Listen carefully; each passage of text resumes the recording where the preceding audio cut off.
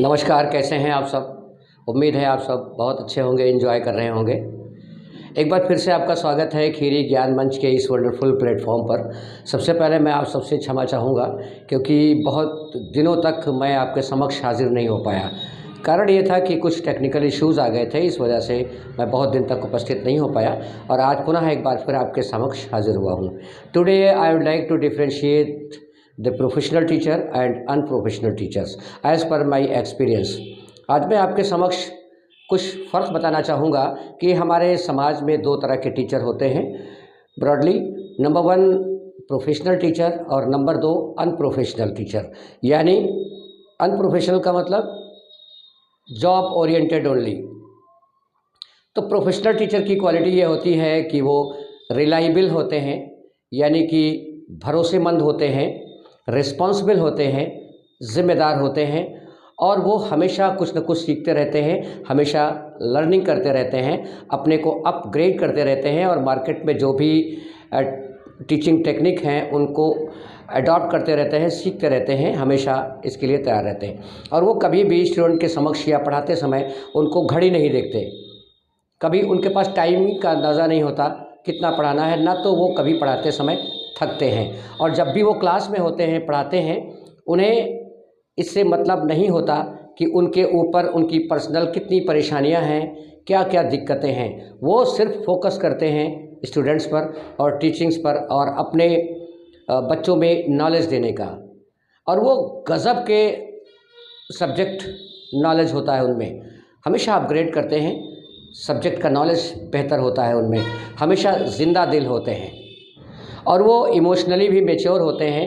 बच्चों को according to as, उनकी आयु के मुताबिक उनको हैंडल करने की उनमें क्षमता होती है, हमेशा मुस्कुराते हैं।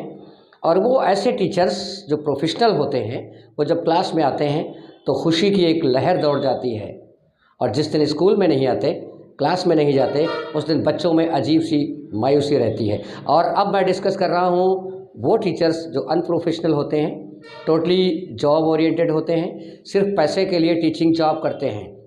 उनके अंदर कोई टीचर नहीं होता, ना ही उन्हें कुछ सीखने की ललक होती है, ना ही वो कोई न्यू टेक्नोलॉजी को अपनाते हैं। उनसे इससे कोई लेना देना नहीं, क्या हो रहा है क्या नहीं हो रहा है, उनसे कोई लेना देना नहीं।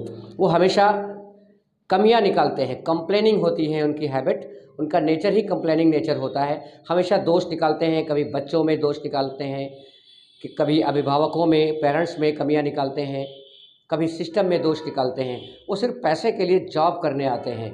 बच्चा पढ़ेगा नहीं पढ़ेगा, क्या करेगा क्या नहीं करेगा, उनको एक बार जॉब मिल गई, दैट्स ऑल। उन्हें कुछ सीखना नहीं है। वो जिंदा लाश की तरह से क्लास में आते हैं और क्लास में आते ही अपने मजबूरियां, अपनी परेशानियां, अपनी दिक्कतें साझा करने लगते हैं। बच्चों के सर पर, दिमाग पर, माइंड पर अपनी परेशानियों का बोझ लाद देते हैं। वो एक जिंदा लाश की तरह आते हैं, काम करवाते हैं, रट्टा लगवाते हैं, चले जाते हैं। उनसे इससे कोई मतलब नहीं, कभी सिस्टम को में दोष निकालना, कभी अभिभावकों में दोष निकालना, कभी कहीं कंप्लेंट करना, कभी किसी चीज़ में क्या हो रहा है क्या नहीं हो रहा है, इससे कोई मतलब नहीं।